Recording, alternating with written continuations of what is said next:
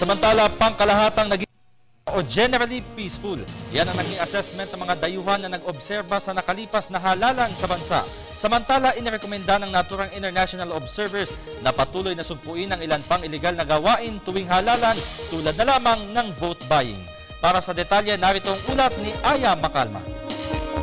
Sa pangkalahatan, naging mapayapa ang nakalipas na 2013 midterm elections. Iyan ang naobserbahan ng mga foreign observers na nasa bansa ngayon. Sa 10 araw na pag-oobserba ng Compact for Peaceful and Democratic Elections International Observers Mission o Compact IOM.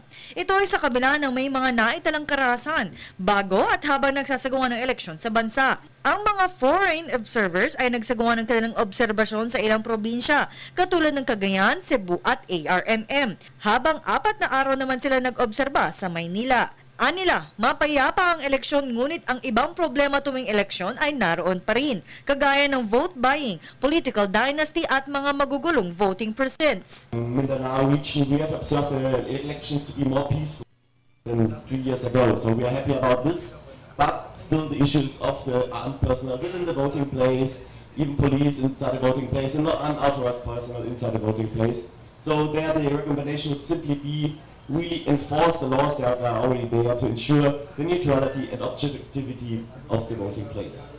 Kaya naman nirekomenda ng grupo na dapat paigtingin ng pulisya at militar ang kanilang kooperasyon upang mapanatili ang kapayapaan sa buong bansa. In regards to election-related violence, we noted that in contrast to 2007 and 2010 election cycles, we observed a decrease in election-related violence. Yet we also saw that violence remained a tool for electoral campaigns. Dagdag pa ng grupo na dapat dumami pa ang mga impartial observers, kabilang ang mga media at civil society organizations, upang maiwasan ang mga karahasan sa tuwing magsasagawa ng eleksyon sa Pilipinas. More stringent legislation addressing election-related violence.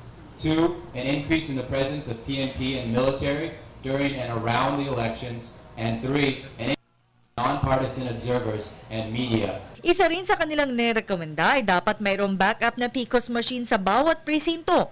Nang sa gayon ay kapag bumigay ang isang PCOS machine ay hindi maantala ang botohan, kagaya ng nangyari sa ilang lugar. Naobserbahan rin ng grupo na dahil sa automated election ay naiwasan ang pandaraya. Our recommendation on this issue would be to have at least one spare PCOS machine or replacement machine at each voting place, and also replace ballot to collect the ballots in the case the PCOS machine is not working.